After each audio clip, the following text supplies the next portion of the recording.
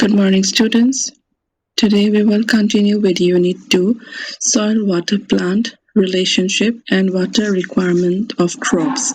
Topic number 3, Crop Rotation, Functions of Soil Water and Crop Seasons. Crop rotation. It is the systematic planting of different crops in a particular order over several years in the same growing space. This process helps maintain nutrients in the soil, reduce soil erosion, and prevents plant diseases and pests.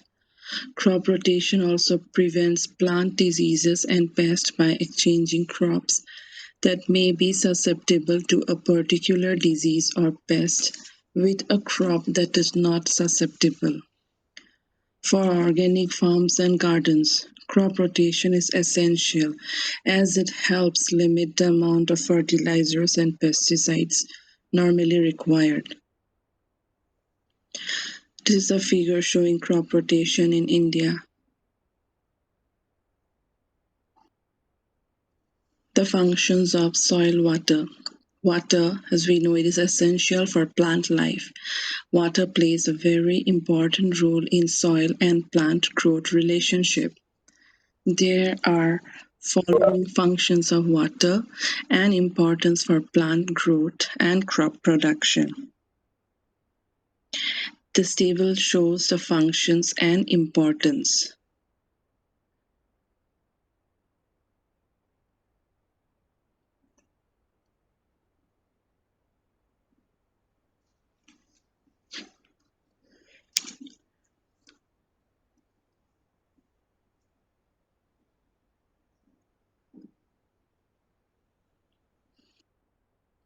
Water requirement of crops.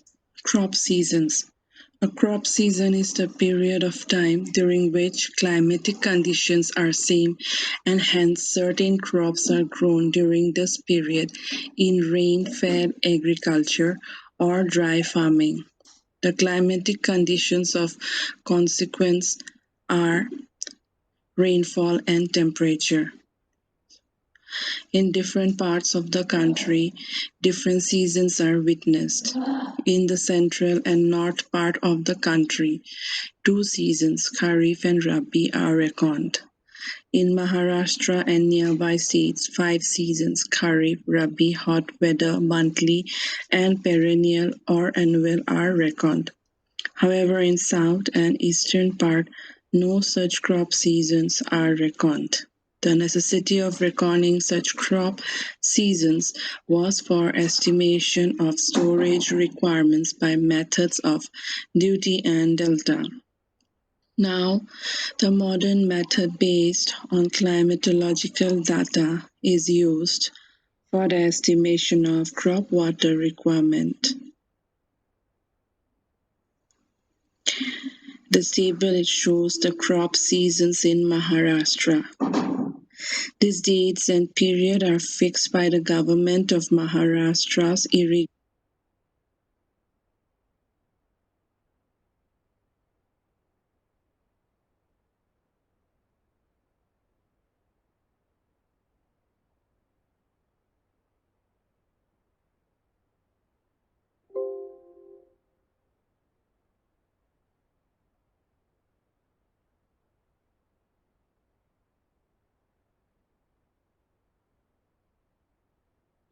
Department.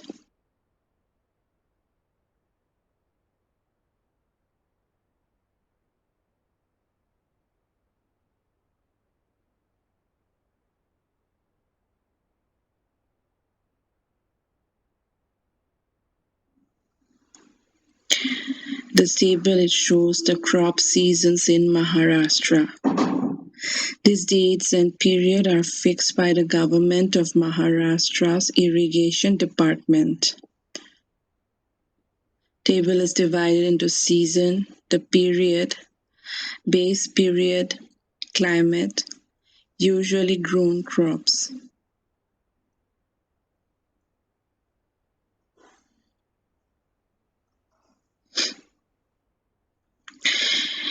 Here I have shown you two figures. One is Kharif crop and another is Rabi crop.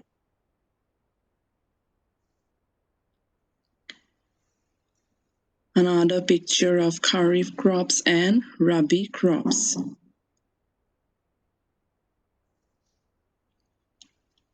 Students, please note down the assignment for lecture number 7.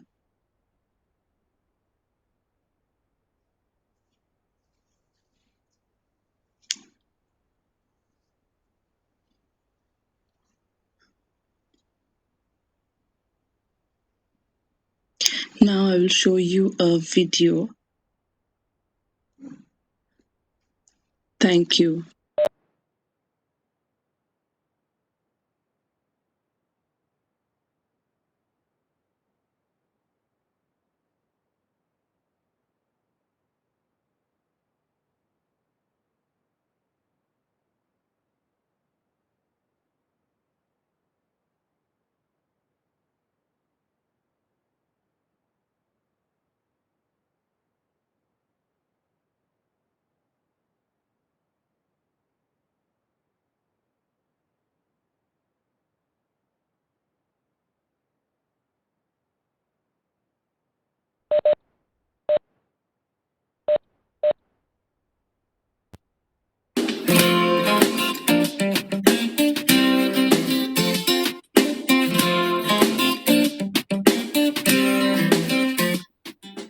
In this video, we're going to take a look at crop rotation in vegetable gardens, why it's often a headache for gardeners, and an easy way to master it. So what is crop rotation? The vegetables we grow can be grouped into several plant families which have similar characteristics and often suffer from the same pests or diseases. Crop rotation is where we grow vegetables from each major plant family in different areas each year. Why do we do this? Firstly, because several problematic pests and diseases can build up in the soil if the plants they affect are grown in the same area each year. For example, nematodes such as eelworm can devastate potato crops grown in the same place year after year, but they also affect other vegetables in the same crop family, such as tomatoes. Onion rot is a serious fungal disease that can persist when crops from the allium group are continuously grown.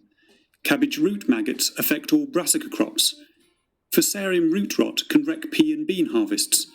These are just a few of the many different soil-borne pests and diseases, and crop rotation is almost universally recommended to prevent them all.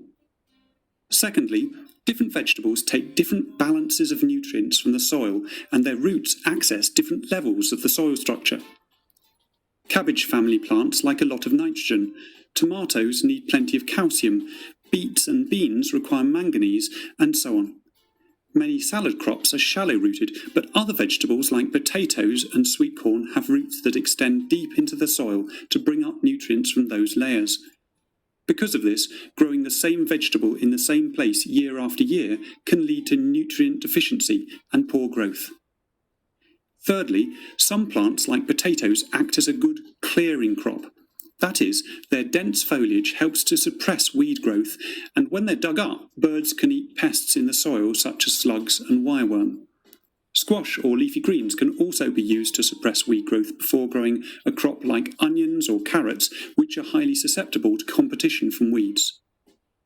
So, for all these reasons, it's clear that crop rotation is an essential part of growing annual vegetables well. However, just knowing that we should rotate crops doesn't make it easy to organise. After a few seasons, crop rotation can become very complex, even in relatively small gardens. The problem is that not only do you need to remember where each type of vegetable was planted in the past, but you also have to be able to correctly identify which plant family they belong to. Many textbooks suggest having one bed for cabbage family plants, one for beans, one for potatoes, etc., and then rotating them each year. However, few gardeners want to grow equal areas of each crop type, so this isn't always practical, and there are often additional constraints, such as whether your climbing beans will cast shade over other plants.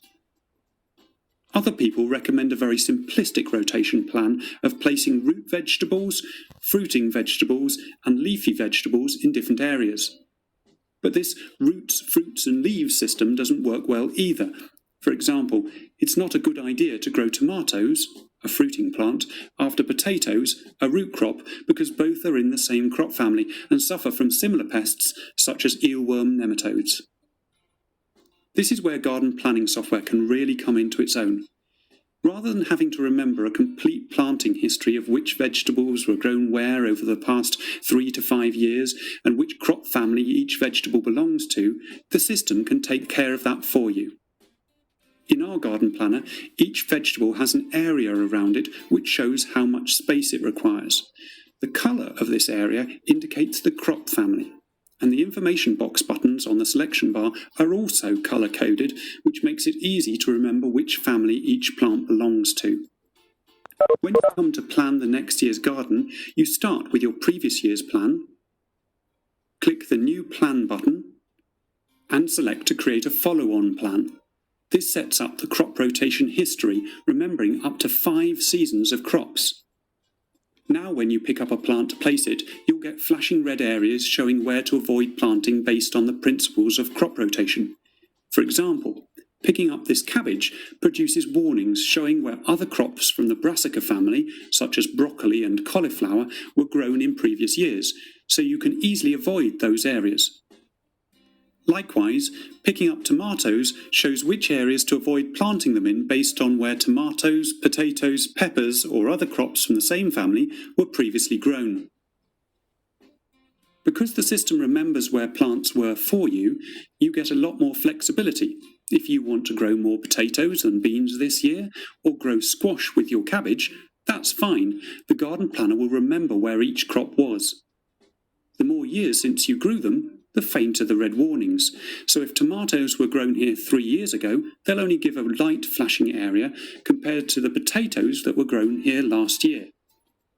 This is like a visual indication of soil memory, and it makes it easy to choose the best location for crops, rearranging them until you achieve the perfect layout for your garden. In small gardens, you won't always have enough room to allow for a full 3 to 5 year rotation. In such situations, you'll still get many of the benefits of crop rotation if you avoid the most intense flashing areas and rotate on a shorter cycle.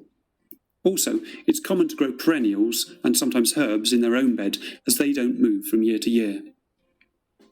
If you want to take it to the next level, then you can look back at previous year's plans and follow a set rotation sequence. However, this isn't necessary, it's just an extra refinement to the system if you're very keen. There are many ways of organising this, but the easiest is to follow the colours of the rainbow from blues and greens through yellows to oranges and reds. Compost is added to the soil before blues and lilacs are planted, peas, beans and the onion family, which all like rich soil and are commonly planted together. Peas and beans add nitrogen to the soil, perfect for the brassica or cabbage family, which are grown the following year. Yellows, potatoes, tomatoes, peppers, etc., they come next. Oranges, root crops such as carrots and parsnips, are then grown after them, since they benefit from the looser soil left when the potatoes have been dug up. Finally, the salmon squash family and the pink beet and chard family are grown. Plants with grey backgrounds, which come from other crop families, can be fitted in anywhere as they are less prone to soil-borne disease. Just remember, this isn't a hard and fast rule. The most important thing is to grow your crops in different areas each year. Mastering crop rotation is the best preventative medicine you can give to your garden.